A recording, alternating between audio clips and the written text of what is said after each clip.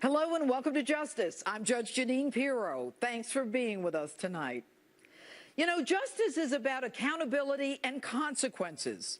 Justice occurs when truth is put to the lie, when the facts and not the politicians tell the story. Justice should always be swift and certain, but in the Obama administration, it is slow and uncertain. And as we found out this week, the Obama administration puts political lies over American lives. We have been waiting for Benghazi justice ever since September 11, 2012. And this week, a bipartisan Senate committee, Democrats joining Republicans, issued a scathing report blaming Hillary Clinton's State Department for deaths that were preventable and for the inadequate security that was provided to her friend, Ambassador Chris Stevens, and 3 other Americans. The report makes clear that in the months before the attack on Benghazi, the intelligence community provided, quote, ample strategic warning that U.S. facilities and personnel were at risk in Benghazi, that militias and terrorist-affiliated groups had both the capacity and the intent to strike U.S. interests. That from the report. And this from the Pentagon, AFRICOM, CIA, DIA, Stevens Security Detail, Stevens himself, not to mention 20 separate security incidents at that compound in the months before September 11th. But we already knew this, didn't we? We knew there was no protest. And everybody knew there was no protest, except, of course, the New York Times, who would never let the facts get in the way of shielding the Obama administration. The truth? The FBI and the CIA admit they knew from the surveillance cameras, yet 2 weeks later, the president goes to the United Nations to blame the massacre on that despicable anti-Muslim video. Folks, I read this report. The word video is mentioned once. That's it. Once. And that's in connection with a protest in Cairo.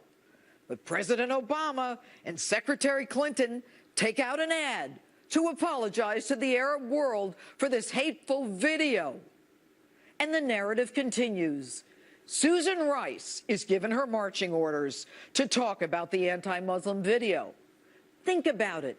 They blame an unconnected video, but they had to agree to this narrative. They knew it wasn't a video or a spontaneous declaration. And yet, the talking points, the speeches, the words whispered in the ears of the families of the dead Americans were all about that despicable video. Why? To mislead us just weeks before a presidential election. Where I come from, the manufacturer of that lie is called a conspiracy. And when the Intelligence Committee said that the deaths were preventable, they were saying that the attack was foreseeable, that the deaths did not have to happen, that they should not have happened. And in doing so, the committee put the responsibility directly in the lap of the Obama administration and Hillary Clinton. Now, you remember her, the woman who was going to get to the bottom of this by appointing an accountability review board that would never interview her.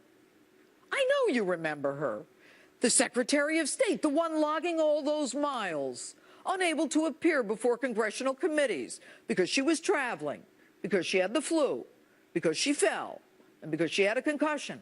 And when she finally does show up, she says she never saw the cables sent to her personally, signed by the ambassador, foreshadowing not only how they would die, but the very groups that would kill them. And then, Madam Secretary, you show up 4 months later after everyone else has given their version of the facts so that all your ducks are in a row. And your efforts that night? It turned out we had people getting over that wall in Cairo doing damage until we got them out. We had a serious threat against our embassy in Tunis. I had to call the president of Tunisia and beg him to send reinforcements, which he did, to finally save our embassy, which could have been a disaster. On the phone with Tunisia? What did I miss? Who died in Tunisia? But then again, you like phones, don't you? Remember this one? It's 3 a.m. and your children are safe and asleep. But there's a phone in the White House and it's ringing. Who do you want answering the phone? I'm Hillary Clinton, and I approve this message. But then again, what difference at this point does it make? as a Secretary of State, your job was to protect the people in your charge. You are responsible for their safety and their well-being. You knew they were receiving danger pay because it was a dangerous area. You knew how dangerous this part of the world was. Hell, when you went to Benghazi, you had the Defense Department pre-position assets off the Libyan coast in case you needed rescue. What that tells me is that you understood the danger to yourself, but ignored it when it came to others. That's called negligence.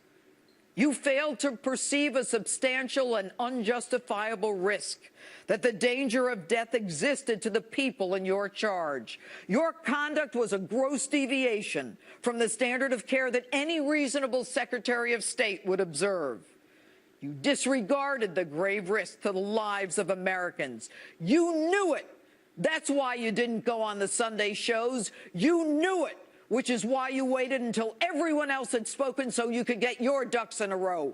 And you knew it because of the cables from your friend and the deteriorating security situation in Benghazi. You knew it, which is why you appointed your friends to an accountability review board, which friends never even called you to testify. You knew it, which is why no one was ever fired in your department. You knew it because the only one who suffered consequences was the whistleblower who went against your dictates. So which is it? If you didn't know, then you're incompetent. And if you did know, you're guilty of criminal negligence. People, though, are so afraid of you that your name is not even mentioned in the review by the Senate Intelligence Committee. And yet, you say that you take responsibility. But how do you take responsibility when there are no consequences or anyone in your department, like Susan Rice? Everyone on the conspiracy was promoted. But what happened in Benghazi was foreseeable. You had a duty and a responsibility, and they relied on you. They asked you for safety and security. And you breached not only that duty, but you breached the public trust that we have in our government. Now, I am a prosecutor. I have spent my career in the assignment of blame. And I know you won't be prosecuted for any of this, and your boss won't be impeached. But remember this: justice is about accountability and consequences. The facts have now been told. The consequences have yet to be determined. And in the meantime, we continue to wait for justice. Coming up, how the Obama